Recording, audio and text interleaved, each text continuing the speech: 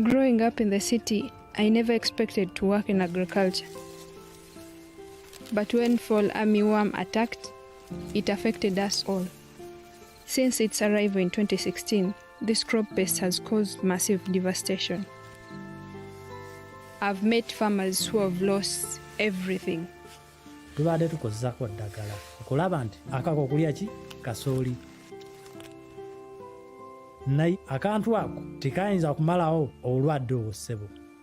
So I wanted to use my skills as a software developer to help. At a Google Study Jam, we taught ourselves TensorFlow.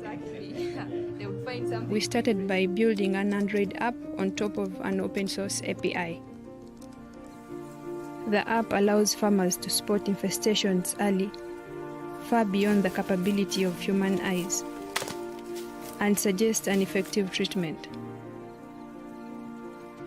When I was younger, I didn't know what I wanted to do, but then I discovered app development, and I was excited to show people something they never thought possible.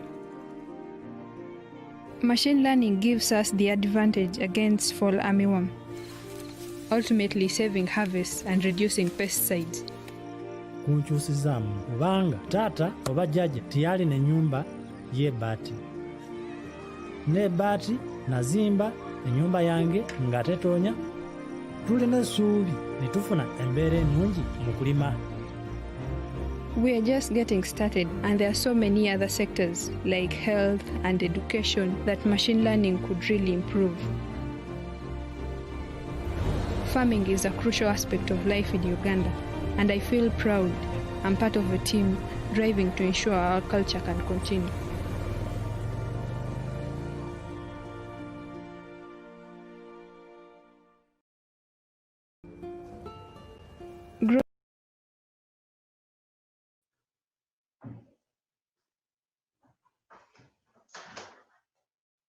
Opa, muito legal, gente. Um vídeo bastante inspirador de aplicações reais que podem mudar a vida das pessoas, né?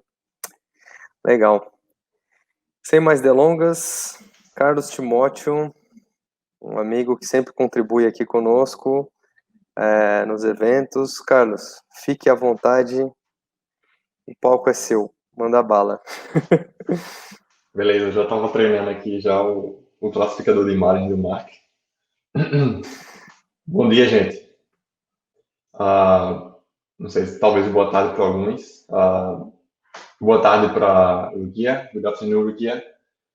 Bom, a gente vai falar hoje sobre o TensorFlow Extended, o famoso TFX, TFX. Deixa eu compartilhar minha tela aqui para a gente começar.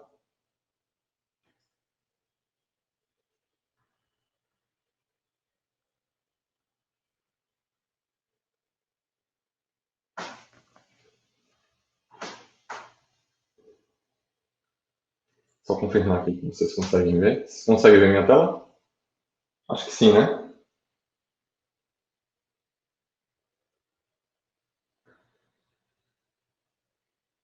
Então vamos lá.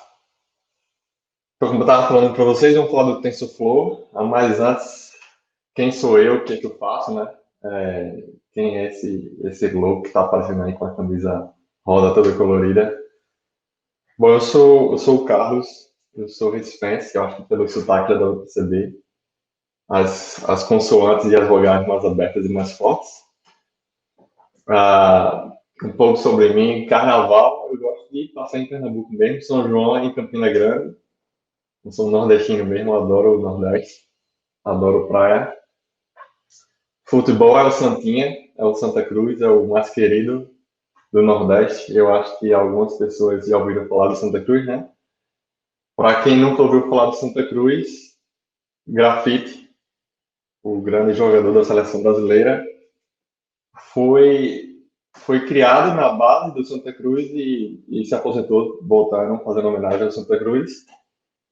E para quem não sabe, o Santa Cruz já jogou com o PSG, isso mesmo, Paris Saint-Germain, em 1979, garantindo a homenagem, o título simbólico, né, da faixa azul, que era um título dado a alguns times brasileiros que fizeram campanha no exterior. No Nordeste, Santa Cruz foi o único que fez. A gente sabe que hoje o Santa Cruz está, né? Ele não é time de Série C, ele está na Série C, mas é sem dúvida um time fora de série, como eu gosto de falar. Já participou de todas as séries de futebol do Campeonato do Brasileiro. O que é que eu faço, né? Eu sou cientista de dados e engenheiro de machine learning na Python. Também sou GDE Machine Learning, como o Vinícius e a Urquia. Eu também organizo o GDG Cloud aqui em Ottawa, moro no Canadá. E dou um suporte também na cidade próxima, aqui em Montreal. Quem quiser me conhecer um pouquinho mais profissionalmente falando, entra lá no meu LinkedIn. E recentemente eu consegui certificado aqui que vocês estão vendo na direita, de profissional Machine Learning Engineer. Quem está interessado em trabalhar como engenheiro de Machine Learning ou até cientista de dados e que tiver interessado em fazer uma certificação, eu recomendo fortemente essa certificação, simplesmente porque ela não trata de conhecimentos específicos apenas da Google de tecnologias, mas também vai fazer você exercitar conhecimentos bem importantes, bem interessantes de machine learning em geral, aprendizado de máquina e ciência de dados. Beleza? Vamos seguir então.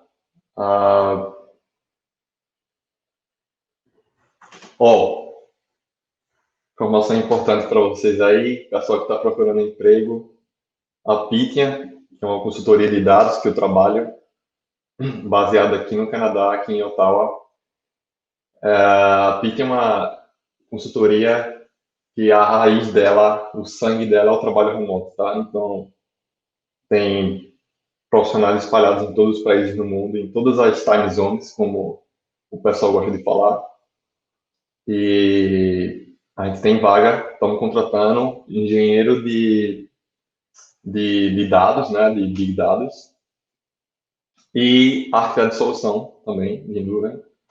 Então, dá uma conferidinha lá no meu LinkedIn, dá uma olhada nas vagas que a gente tem abertas para o Brasil, tá? Então, vai precisar falar inglês, claro, né, é um pré-requisito, mas bem interessante. Então, eu espero que vocês aproveitem essa oportunidade e, sem dúvida, será um prazer ter vocês, trabalhar junto com vocês.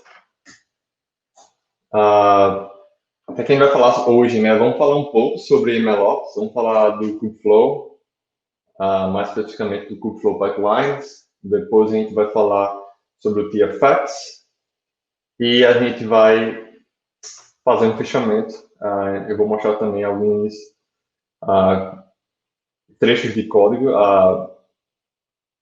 O tutorial que vocês podem seguir também está lá no final. Eu vou deixar alguns links para vocês. Está no site oficial do TensorFlow, do TFX. E também tem no site do Google Cloud, né, da nuvem da Google. Então, é bem interativo, bem dinâmico e bem autoexplicativo para vocês seguirem. Beleza? Vamos lá. Qual o ciclo, né, de vida de uma aplicação de machine learning, de uma solução? Então, basicamente, a Google ela gosta de trazer essa metodologia aqui para a gente, que é esse gráfico aqui, que a gente tem esses 10 passos, né? E aí, como você consegue entender, ele é iterativo, né? Então, a gente começa na definição do caso de uso, do negócio, do problema que a gente quer resolver, né? E aí a gente precisa de dados, então a gente vai fazer uma exploração desses dados, vamos entender esses dados, tentar identificar alguns padrões escondidos nos dados. Em seguida, a gente vai selecionar o algoritmo, seja ele um algoritmo simples, baseado em regras, tradicional, ou um algoritmo que necessite de algum modelo de aprendizado de máquina, ou até de aprendizado profundo. Em seguida, a gente vai construir o nosso famoso pipeline, o famoso encanamento de dados, né? Como a gente gosta de falar. E vamos também trabalhar na função das features, né? Que são aquelas as colunas por assim dizer, das nossas tabelas, se for um dado estruturado, que vão ser mais relevantes para responder o problema que a gente tem. Em seguida, a gente vai construir um modelo, a gente vai avaliar, né, um exemplo da avaliação é a avaliação do treinamento, que o Mark mostrou, é um passo da avaliação. A outra avaliação que a gente tem é a avaliação com dados de teste, né? E a gente vai entender o quanto o modelo está sendo preciso em situações de mundo real, né? Que foi o que aconteceu com o Mark, por exemplo, quando ele estava com imagens em que tinha aparecendo o rosto dele e a mão dele, e pelo formato do rosto ser um pouco parecido com o do punho, acabava que o modelo classificava o rosto dele, né, a cabeça dele como punho, como pedra. Em seguida, a gente vai apresentar os resultados que foram encontrados, né, a gente faz um relatório rápido e chega na parte mais interessante, que é a parte que eu mais gosto, quando a gente vai fazer o deployment, né, vai fazer tornar esse modelo um produto, uma solução de verdade, e deixar ele pronto para ser operado, né, pelo time de operação e trazer ferramentas para monitorar o desempenho desse modelo, avaliar os dados de previsão que estão sendo utilizados. E, como eu havia falado, a gente vai iterando, né? Então, basicamente, o processo, a gente começa com um modelo basicamente simples. Por exemplo, o Mark começou com 3 classes e, de repente, a gente pode evoluir esse modelo para 5, 6 classes, dependendo do nível da avaliação, né, da nossa métrica final que a gente quer, o quanto a gente está conseguindo impactar o negócio que a gente consegue fazer. Tem uma série de treinamentos que eu fiz, bem recente agora, acho que dá um total de umas 25, 30 horas de treinamento em ciência de dados para alguns alunos de mestrado e doutorado no Brasil, então acho bem interessante, de repente, vocês tiverem mais interesse em conhecer um pouco mais sobre todo esse processo, né, de início a fim, dá uma olhadinha lá, o Vinícius participou comigo também desse treinamento, tá no YouTube, vocês vão lá no meu canal do LinkedIn, olha minhas atividades como parte do GDE, e tem um treinamento lá, um linkzinho no YouTube para vocês conferirem, beleza? E a gente sabe que acaba que o nosso processo não é simplesmente construir um modelo, né? Então, a gente precisa trabalhar com todos esses componentes. E o que a gente quer, no final das contas, é, como a gente conseguiu ver nessa animação, é compor, né? Compor esse pipeline, compor esse sistema, né? Bloco a bloco. Aos pouquinhos, a gente quer compor isso. Então, esse é um objetivo que a gente quer toda vez que a gente está trabalhando em construção de soluções de machine learning, né? Tendo em mente MLOps, né? Que é a operação desses modelos de machine learning e dos dados. A gente também tem uma preocupação de portabilidade, né? De como a gente vai conseguir implementar essas soluções do ponto de nível de hardware até o ponto de nível de software, até chegar no modelo, né? Passando por dados, passando pela parte de aceleração, no caso, usando aceleradores gráficos, o famoso GPU, ou usando até aceleradores providos pelo Google, no caso, o TensorFlow Processor Unit, né, que é um hardware bem mais especializado para realizar o treinamento e a inferência de modelos de machine learning. E, para isso, a gente precisa também estar inserido na nuvem, porque a gente sabe que as nossas máquinas, né, os nossos desktops, o nosso notebook, ele não tem a capacidade de processar dados em demanda e servir como uma ferramenta confiável, né, para você entregar a solução. Então, a gente muito provavelmente vai precisar trabalhar num data center na sua empresa ou a nuvem, né, e há uma tendência geral, né, de migrar esses sistemas localizados dentro da empresa para a nuvem. Então, é com esse pensamento que a gente faz. A gente faz a experimentação local, pode fazer o treinamento híbrido, né, ou local ou na nuvem, mas a operação, de fato, né, a gente sabe que o MLOps geralmente acontece na nuvem, que realmente é o melhor lugar para você operar esse tipo de sistemas. E aí, sempre fica a pergunta, nossa, realmente é bem complicado, né? Mas, tipo assim, cara, onde é que eu faço isso? Como é que eu faço isso, né? Que tipo de ferramentas que eu posso fazer, que eu posso utilizar para fazer isso? E aí, é como o pessoal fala, né? Tipo, poxa, composabilidade, a portabilidade, escalabilidade, lembra muito facilmente containers e Kubernetes. Containers e Kubernetes, eles são ótimos para isso. Então, a gente pode utilizar eles a nosso favor. Mas parece ser muita coisa, né? Então eu tenho que aprender containers, empacotamento, vou ter que aprender como é que funciona o Kubernetes, eu vou precisar aprender como é que funcionam os deployments de Kubernetes, configurar drivers, trabalhar com nuvem, DevOps. Nossa, é muita coisa, né? Pode ser um pouco essa a realidade. Acho que o primeiro pensamento de todo mundo é levar esse jato, né, da mangueira na cara para baixar um pouco a bola, mas existem alternativas. Você realmente não precisa ser o especialista nessas ferramentas e soluções, e é para isso que vem o Kubeflow. Ele facilita esse trabalho para a gente, tá? Então, o Kubeflow é um projeto, né, que o objetivo principal dele é tornar fácil o deployment de soluções de machine learning em Kubernetes, tá? No ambiente de containers, no ambiente de Kubernetes na nuvem, né? Em sistemas que sejam nativos de nuvem, como a gente gosta de falar, cloud native, né? E o Kubeflow, na verdade, ele é um conjunto de bibliotecas e ferramentas e soluções, como a gente consegue ver aí, ó, esses vários bloquinhos que a gente consegue observar, o pipelines, Kubeflow pipelines, os experimentos utilizando os notebooks, o Jupyter Labs, servir esses modelos, né, utilizando várias opções de ferramentas,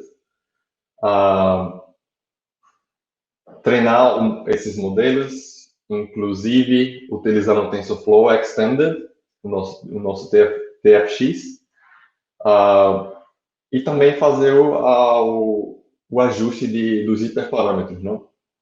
E esse ambiente de Kubeflow, que permite a gente trabalhar de forma produtiva e fácil com Machine Learning no ambiente nativo de nuvem, ele funciona muito bem em cima do Kubernetes, mas ele pode também ser multi-cloud. Então, para quem já ouviu falar do Anthos, a gente já teve um encontro anterior, né, Vinícius, sobre o Anthos, né, já conversou sobre o Anthos, que é uma solução do Google para permitir multi-cloud. A gente tem o AI Hub também, a gente tem alguns modelos no nosso repositório de soluções de inteligência artificial. Vocês podem dar uma conferida no Google AI Hub, Google Cloud, vocês vão observar que tem uma miscelânea de opções lá de soluções, de modelos, de componentes de rede de aprendizado profundo. E a gente precisa também de uma interface gráfica web, né? Então, ele provê tudo isso para a gente. O melhor de tudo, é aberto, ele é open source. Então, ele é aberto para a comunidade, aberto a ideias. Então, se você quiser ter iniciativa de participar de algum projeto em aprendizado de máquina, eu sugiro fortemente que você faça parte do Kubeflow. Se você não tem ainda nenhuma ideia, comece a experimentar, vai lá, roda os tutoriais, lê os manuais, sugere traduções de algum desses manuais para português, por exemplo. São formas de você colaborar com a comunidade. A missão do Kubeflow, né, como eu falei, é tornar fácil desenvolver, fazer o deployment e gerenciar esses sistemas de machine learning. Ele recentemente foi feita a release, a release geral, né? A primeira versão 1.0, a primeira versão estável dele, com parte dos componentes e outros componentes ainda estão em beta. Por exemplo, o Kubeflow Pipelines ainda está um pouco em beta. O Kite Serving e outros componentes, como vocês conseguem ver aí na lista. Ele foi feito, acho que ele foi feito, essa primeira release dele, 1.0, foi em torno de maio, junho. Então, a gente já tem versões um pouco mais novas que essa. O componente que a gente precisa falar, né, para poder contextualizar o TFX, é falar do Kubeflow Pipelines, né? Observe que a gente está num nível de detalhamento, de profundidade, em termos de engenharia e em termos de construção desses modelos e a oferta desses modelos que a gente acabou de experimentar com a Rukia e o Mark. A gente vai falar agora no nível de empresa, né, de enterprise, soluções mais robustas, tá? E aí o Kubeflow Pipelines é uma plataforma que o TFX é desenvolvido como uma biblioteca no topo do Kubeflow Pipelines, que é a responsável pela construção do seu pipeline, tá? Do seu encanamento de todos os seus componentes para treinamento e para inferência em lote, né? Como a gente fala o batch inference. E ele é baseado em Docker, sim, ele também está no topo do Kubernetes. O kit de desenvolvimento dele é em Python, então é bem amigável, né? Sabe que cientista de dados hoje precisa conhecer Python, precisa estar familiarizado com Python. Ele automatiza toda o deployment de todos os recursos que você precisa do Kubernetes. Inclusive, ele é baseado, você vai conseguir construir o seu pipeline em cima do Argo, que é uma ferramenta bem interessante para quem trabalha com DevOps, para a construção de pipelines de integração contínua e deployment contínuo, né, o famoso CI/CD. E ele também tem uma interface web, que é a interface web que a gente vai utilizar para poder monitorar e operar o nosso pipeline de TFX, né? Como eu falei, TFX senta no topo do Kubeflow Pipelines e a gente vai operar e monitorar o TFX utilizando o Kubeflow Pipelines.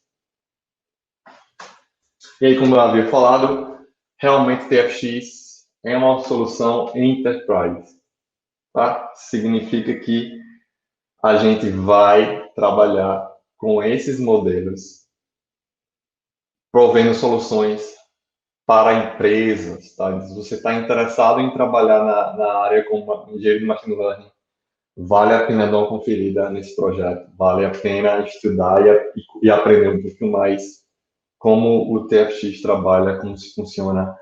Por quê? Porque lá você vai conhecer todas as melhores práticas de construção de pipeline de treinamento, tá? O TFX ele é bem opinativo no sentido de mostrar para você como que você deveria construir um pipeline de treinamento. Beleza? E isso é bem interessante. Ele é todo construído em cima de ferramentas do ecossistema do TensorFlow, do ecossistema Enterprise do TensorFlow, que a gente vai conhecer e explorar aos pouquinhos durante essa apresentação. Então, a filosofia do TensorFlow é a gente, sendo uma filosofia em MLOps, né, acho que é a mesma filosofia em MLOps, a gente precisa unir as melhores práticas do desenvolvimento de software moderno com as melhores práticas de desenvolvimento de modelos de aprendizado de máquina. Então, a gente vai unir esses dois, quando a gente coloca essas práticas juntos e essas soluções juntos, você acaba atacando e resolvendo diversos problemas, né, como O código monolítico, aquele código em bloco lá, que tudo acontece em um único arquivo ou em um único componente do sistema, então você quebra esses componentes. Fica difícil você reusar o código por conta disso, então você começa a trabalhar em quebrar, eliminar um pouco essa dependência, né, interna, e quebra em componentes que você vai conseguir compor, em modelos, né, e etc. Em módulos, desculpem. O fato de você também não ter uma documentação forte, você não tem uma descrição, você não tem uma coisa opinativa e cada um fazer de uma forma diferente, então ele também tem essa ideia de promover melhores práticas e mostrar para você como você deve fazer, como você deve trabalhar. Que tipo de práticas, e aí a gente passa para o lado de programação de machine learning, o lado direito, que aqui no final é bem interessante, que a gente também precisa observar que a gente precisa fazer a validação do nosso modelo para ser a validação dos dados, definir se as nossas expectativas dos dados elas estão ocorrendo durante as inferências e, obviamente, visualizar e entender, né, trazer a fairness, que é o tópico que o Vinícius vai falar em seguida, para tornar o nosso modelo transparente, né? A gente sabe que alguns modelos de machine learning eles são modelos, como o pessoal gosta de falar, modelos black box, modelos caixa preta, que fica um pouco difícil de explicar. Modelos de aprendizado profundo pelo grau de intimidade em computação numérica, modelo de aprendizado profundo só trabalha manipulando números, eles não manipulam informações textuais ou imagens internamente, então eles vão converter textos e imagens em números, né? Como o Mark citou brevemente. Então a gente precisa tornar esse modelo o mais transparente, o mais justo e o mais claro possível para apresentar o negócio, né, e evitar alguns problemas, como já foram noticiados, eventualmente o detector de face que não reconhece pessoas de etnias que ele não estava esperando, que não foi treinado para, né, por exemplo, reconhecer faces de pessoas negras ou reconhecer faces de pessoas asiáticas. Isso, e também tem a questão de você fazer o lineage, que na verdade é você conseguir fazer o lineamento, você conseguir armazenar todas as informações auxiliares do seu pipeline para conseguir navegar e entender que tipo de fluxo que ocorreu num treinamento que eu executei um mês atrás, por exemplo. Então, você vai armazenando essas informações qualitativas sobre o seu pipeline para que você, mesmo que durante muito tempo você não observe o treinamento, você vai entender quais foram as limitações, o que é que deu certo, o que é que não deu certo, que tipo de dados você tinha. Então, é basicamente isso, né? O TFX ele tem essas melhores práticas, como eu falei, as bibliotecas, vários componentes, você constrói pipelines e essa plataforma, né? Ela é extensível, ela é fácil de você evoluir no topo dela. O que a gente vai fazer aqui hoje é mostrar esse primeiro pipeline aqui que vocês estão vendo. A gente tem aqui nesse exemplo, a gente tem dois pipelines, um pipeline em treinamento e um pipeline de inferência em lote. A gente vai exercitar hoje, vai mostrar com trechos de códigos como seria esse pipeline de treinamento que vocês estão vendo no topo, desde a ingestão dos dados, né,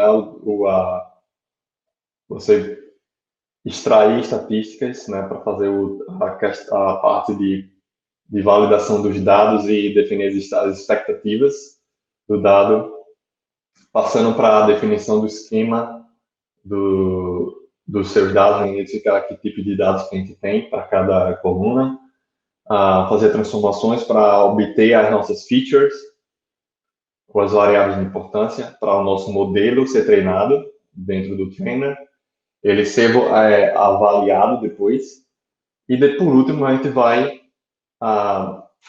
empurrar, né? A gente vai fazer o deployment desse modelo para a plataforma que a gente quer. A gente já viu como é que seria para a TensorFlow JS, como seria para a TensorFlow Lite.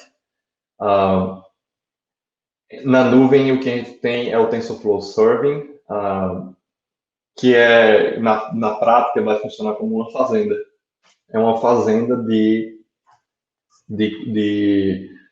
servidores de modelo. Então você vai promover um modelo e esse modelo ele vai ser escalonado horizontalmente em diversos processos e diversas máquinas para prover as suas inferências de forma que a performance seja boa, né? Para atender às nossas expectativas de negócio. Então, você tem 3 formas, tá? Para você trabalhar com um pipeline, você implementar um pipeline em TFX. Primeira forma, a forma mais simples para quando você está começando, é no Colab. A gente tem um ambiente interativo no Colab em que você consegue construir o seu pipeline e executar ele. Então, você vai sentir como é que ele estaria funcionando. Então, é uma parte de experimentação. Em seguida, você pode também fazer a experimentação no seu laptop, no seu notebook. Obviamente, se quiser também, você pode fazer um treinamento, né, o treinamento de verdade, com mais dados no seu notebook, ou você pode submeter para a nuvem para fazer esse treinamento. Mas aí, onde você vai brilhar é você fazer esse pipeline rodar e ser operado na nuvem, né? E para isso, se a gente estiver no GCP, a gente vai utilizar o AI Platform Pipelines, que na verdade, como a gente acabou de ver, e eu citei, o TFX roda em cima do Kubeflow Pipelines, então o AI Platform Pipelines nada mais é do que o nosso Kubeflow Pipelines, gerenciado dentro do ambiente da Google. Beleza? É bastante informação. Se vocês tiverem alguma pergunta, vai anotando, gente. E lá no final da apresentação a gente vai responder todas as questões que vocês tiverem. Beleza? Eu espero que eu esteja sendo o mais claro possível para vocês. Isso. E o AI Platform Pipelines, basicamente, né, ele está dentro do ambiente do AI Platform, que é a nossa plataforma para desenvolvimento e operação de sistema de machine learning, trazendo TensorFlow, todo o ecossistema de TensorFlow e o TFX junto para a gente, tá? Então, é nada mais, nada menos que isso. Isso aqui inclui, como eu citei, o Kubeflow Pipelines. Então, é isso que a gente tem. No GCP, tá, gente? Se a gente estiver trabalhando com a AWS ou com Azure, há também como você fazer o deployment do seu Kubeflow Pipelines nessas 2 nuvens ou em outras nuvens também, como a nuvem da IBM. Eu sugiro que vocês leiam a documentação do Kubeflow Pipelines, porque basicamente o código vai ser o mesmo. O código do TFX vai ser muito, muito similar em qualquer uma dessas 3 nuvens. Essa também é uma capacidade do TFX, de fazer a interoperabilidade entre nuvens. O processo de deployment do Kubeflow Pipelines é que vai ser diferenciado dependendo da nuvem que você estiver trabalhando. Então, a arquitetura em alto nível, né? Vamos começar de cima para baixo. A gente vai sim trabalhar com TensorFlow Keras. Já está sendo suportado o TensorFlow Keras. Keras é muito bom, muito fácil, né?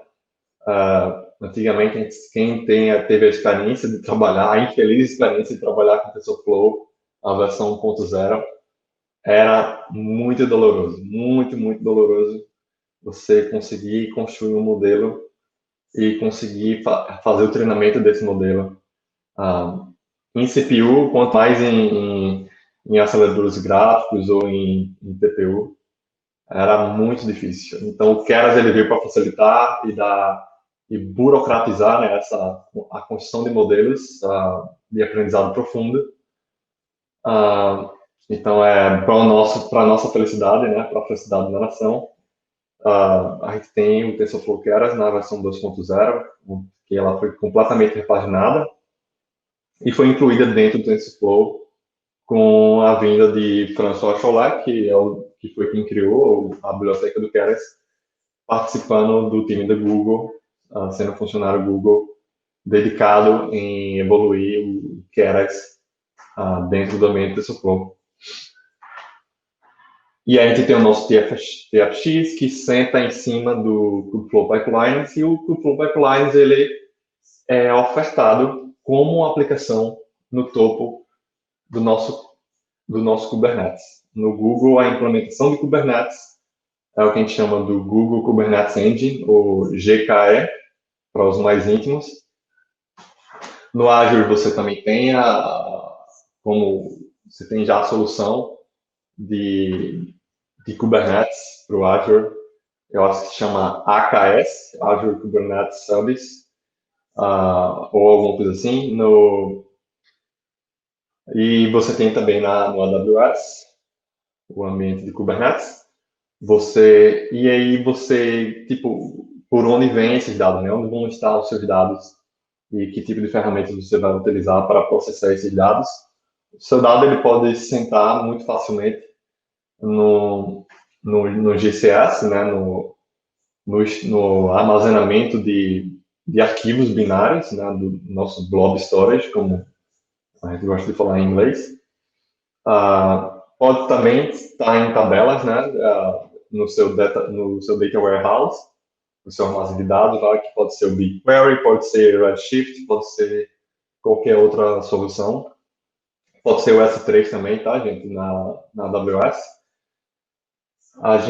E a operação a transformação desses dados dentro do Google é executado por Dataflow, que implementa a parte BIM, que nesse caso é uma coisa que você precisa saber também. Você precisa estar familiarizado com a parte BIM para poder trabalhar com o Kubernetes. Para poder trabalhar com o TFX.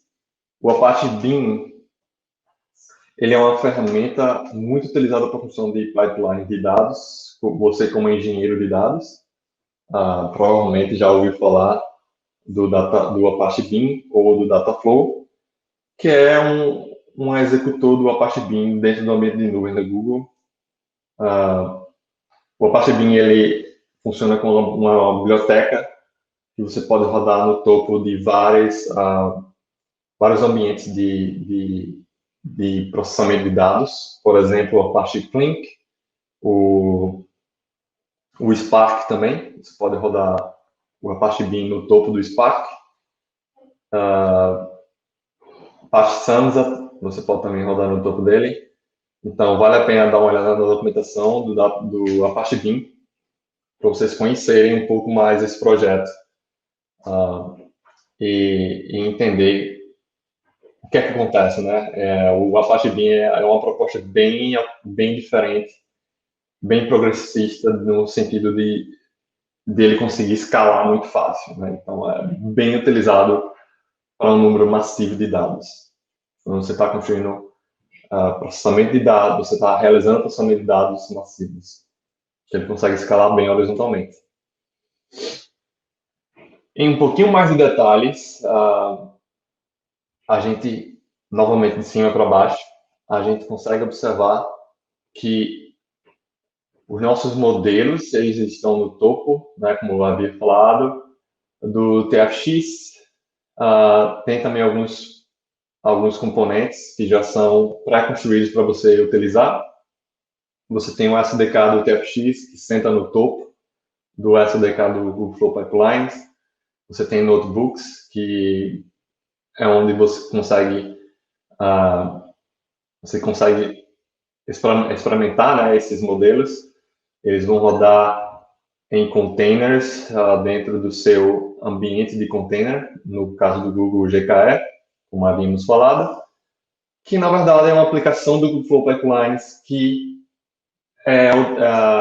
utiliza Argo CI/CD para a construção dos seus passos do pipeline. Cada passinho desse do pipeline pode executar um data flow, pode executar o treinamento no AI Platform, pode executar o treinamento em um container específico que vai ser lançado, em um pod específico, ou pode ingerir dados ou escrever dados no BigQuery, por exemplo, ou no GCS, como queira. Interessante falar que a gente tem também o nosso Metadata Store, que é onde vai armazenar todas as informações de lineage, né? Para você ter um histórico, você entender as entradas e as saídas e algumas informações qualitativas sobre cada passinho desse do seu pipeline que você está construindo.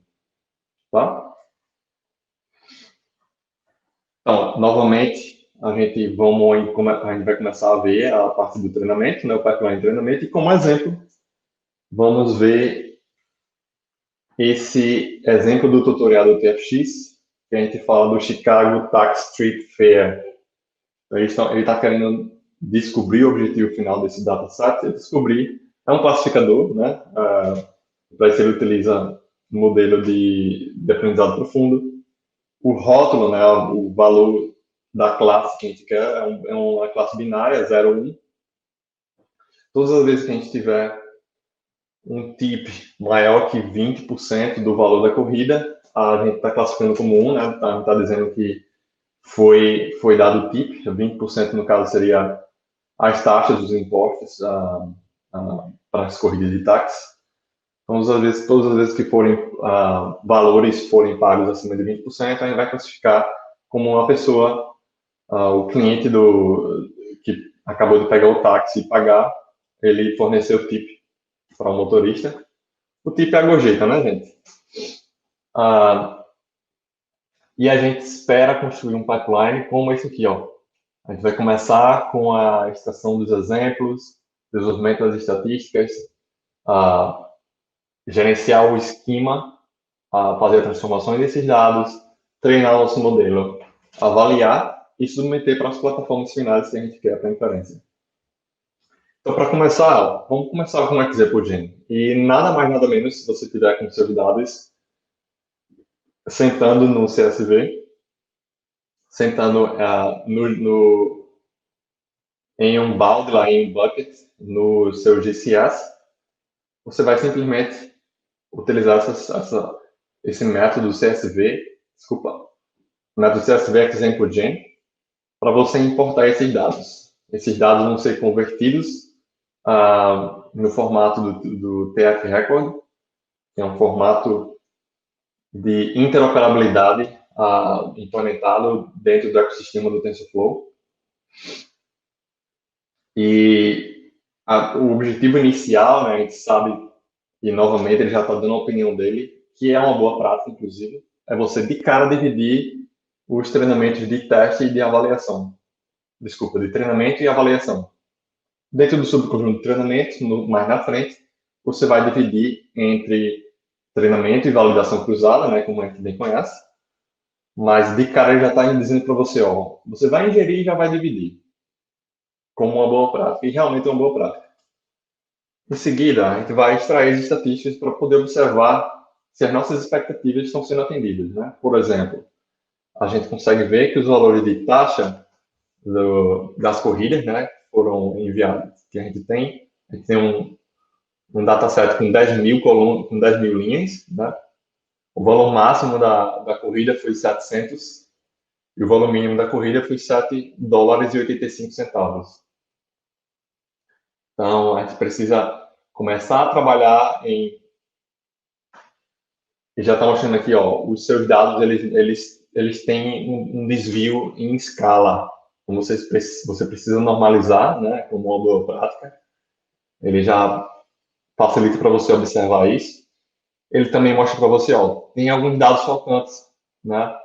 Tem uma coluna tua que tem quase 30% dos dados faltantes. Então, você precisa fazer o processamento das features e tratar essas situações, né, que a gente bem conhece como cientista de dados. E aí, como eu falei, aqui também tem uma outra situação que ele quer observar.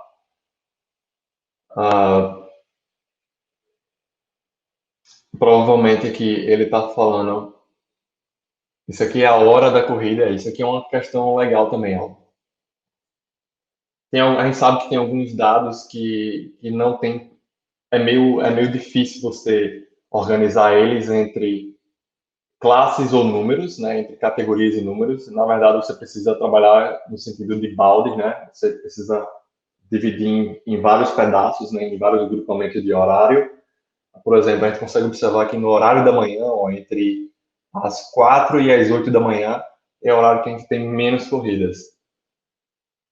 Então, a gente precisa organizar isso para guiar o nosso modelo no aprendizado e dizer, ó, olha só, esse intervalo aqui ó, é um intervalo em que a gente tem menos corridas, então você vai ter menos dados, menos linhas no seu dataset para esse tipo de corrida aqui. Então, dessa forma, a gente consegue ajudar o modelo a reconhecer esses padrões e a aprender o que acontece nesses horários específicos, assim como o horário próximo das 10, né, entre as 7 da noite e a meia-noite, é um horário que a gente tem um pico de chamadas.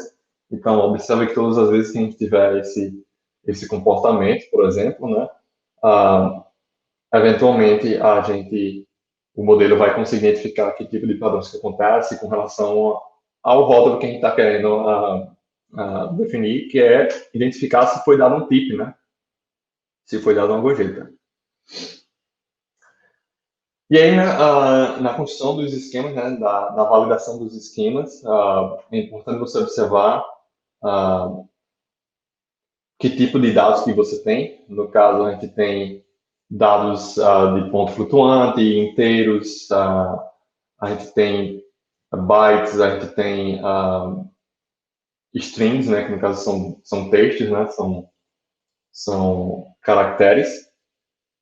Então, você precisa definir uma estratégia para transformar esses tipos de dados em dados numéricos, já que o modelo de machine learning não trabalha com bytes e não trabalha com string. Então, ele só poderia trabalhar com float ou com inteiro, então você precisa ter uma estratégia para transformar esses dados. O seu validador, né, é simplesmente também um texto de código bem pequeno, simplesmente porque ele facilita para você a construção desse teu pipeline. Ele vai mostrar para você algumas questões de expectativa. Por exemplo, aqui, ó, ele consegue identificar algumas anomalias na coluna, né, a feature potencial nesse caso, né, chamada payment type. Você tem alguns valores de string não esperados, e a companhia também você tem alguns valores de string não esperados, e aqui tem a descrição do que está acontecendo. Considere isso aqui como se fosse outlier, né? Ele fala, ó, eu tenho valores PR card com menos de 1%, eu tenho essas companhias aqui, essas empresas, em que a ocorrência delas é menos de 1%, no total de 10 mil.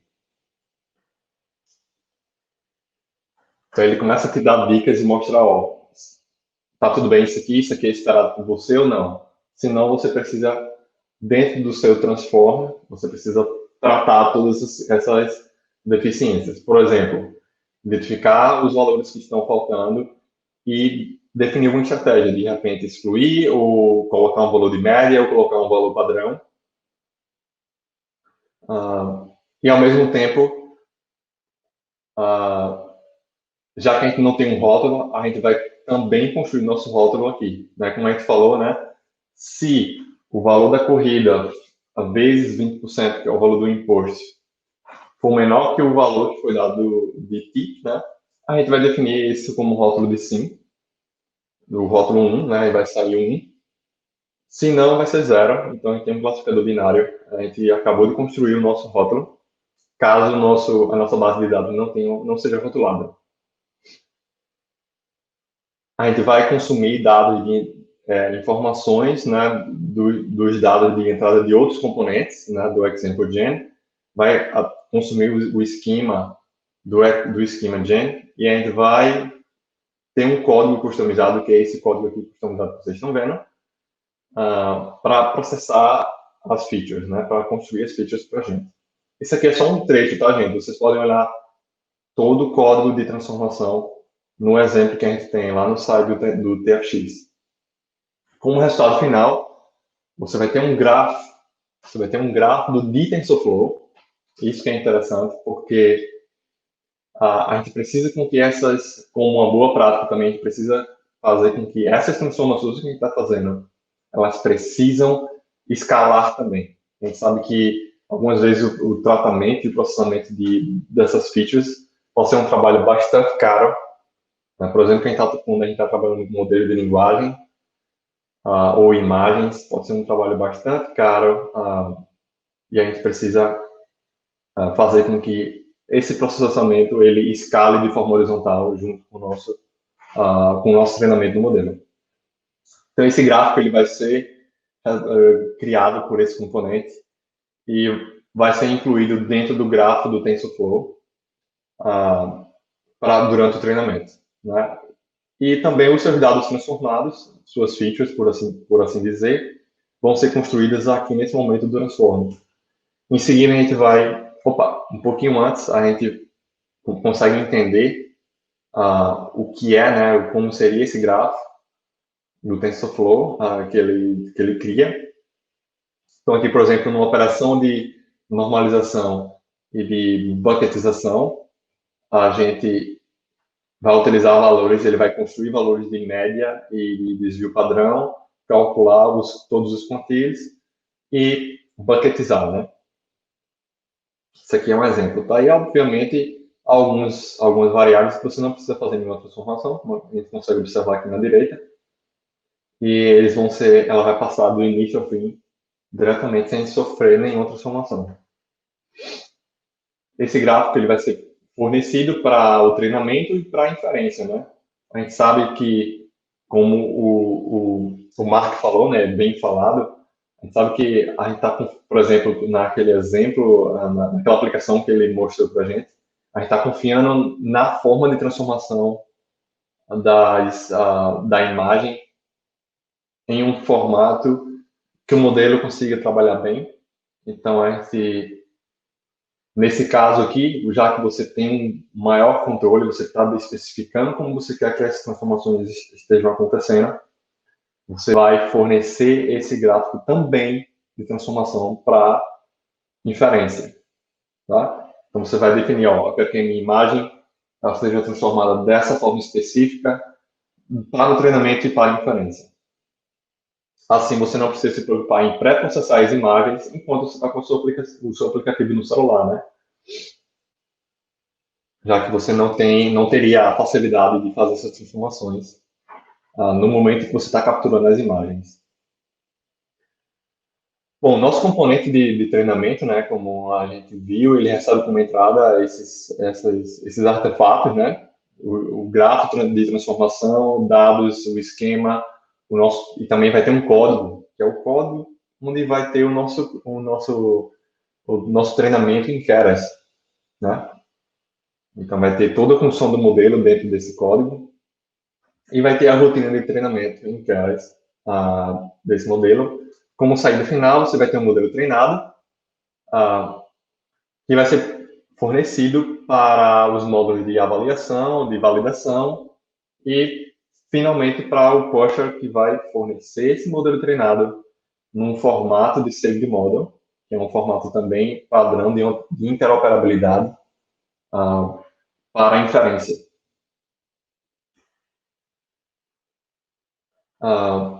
Então, novamente, o código, né, para o trainer, ele é bem simplificado, já que ele herda, né, várias transformações que foram realizadas antes.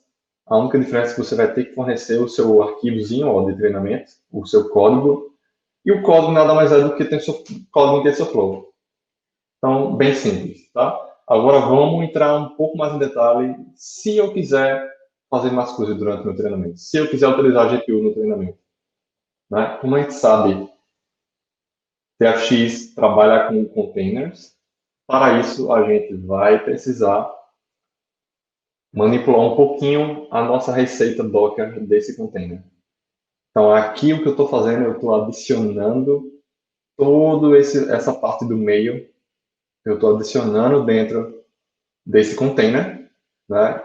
Eu estou simplesmente instalando as minhas bibliotecas de CUDA, o meu driver de CUDA, fazendo toda a configuração do ambiente para que, durante o treinamento, o meu modelo seja capaz de realizar o treinamento dentro do acelerador gráfico da GPU. Beleza? Esse código aqui já é um código que já existia antes e funciona em CPU.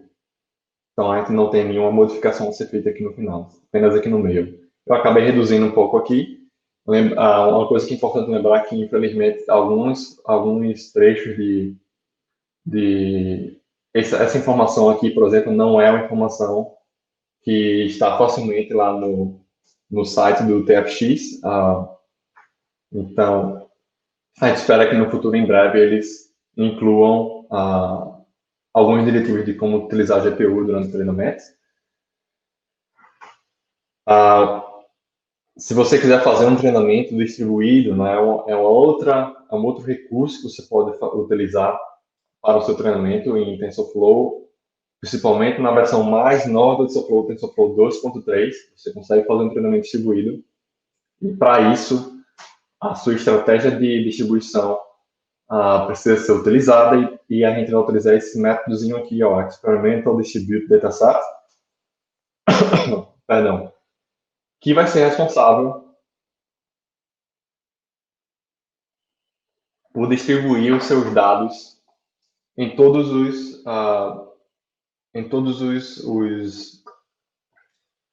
os cores de GPU que você tem, tá? Pode ser também TPU, vai ser a mesma coisa. Você vai precisar utilizar esse método, Experimental Distribute Dataset. Ele vai distribuir dado para que o seu modelo seja treinado de forma rápida, tá? Porque fazendo isso, você não vai fazer com que modelos distribuídos em vários processadores vejam o mesmo dado. Então, você vai diminuir. É assim que você diminui o seu tempo de treinamento. Quando você distribui o modelo em vários processadores. Aqui é bem interessante, se você quer utilizar o AI Platform Jobs, você precisa fazer esse indicativo, né, de algumas configurações extras que você vai fornecer para o AI Platform executar. No caso aqui eu estou dizendo, ó, a única coisa que eu acelerei, que eu incluí, foi a configuração do acelerador. Eu defini que eu queria 4 aceleradores gráficos P100, que é um tipo de acelerador gráfico que a gente consegue utilizar. E, novamente, como eu havia falado, a gente tem a nossa estratégia de distribuição, que é mais um componente do ambiente TensorFlow. Né? Aqui eu estou fazendo um treinamento de estratégia distribuída. E como você consegue ver, você tem o escopo do modelo e você consegue fazer o treinamento.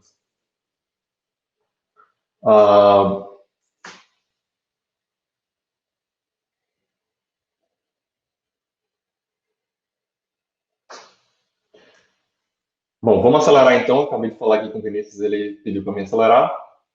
Se você quiser também fazer o TPU, eu vou deixar como referência para você ver nos slides.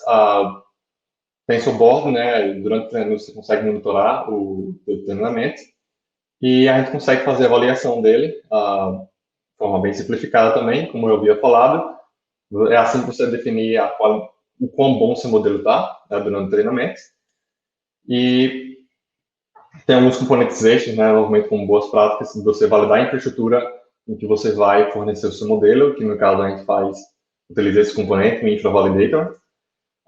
E por último, a gente faz o push, né? A gente vai despejar o nosso modelo treinado no nosso destino.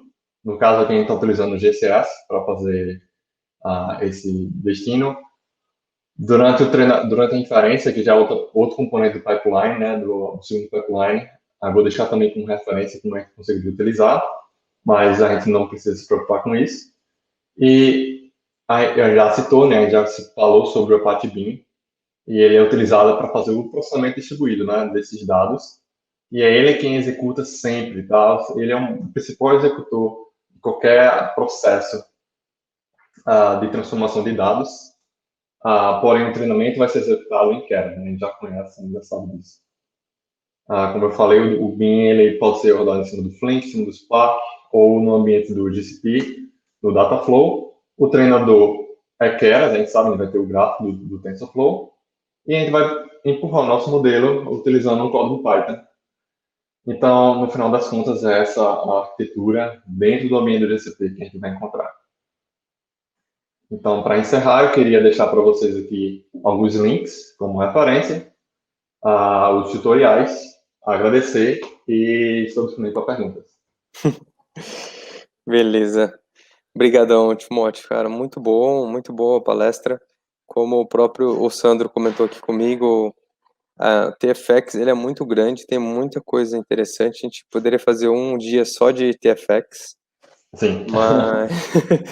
Mas acho que é legal para o pessoal conhecer um pouco das bibliotecas que tem, das funcionalidades, e depois entrar um pouco mais a fundo em cada uma.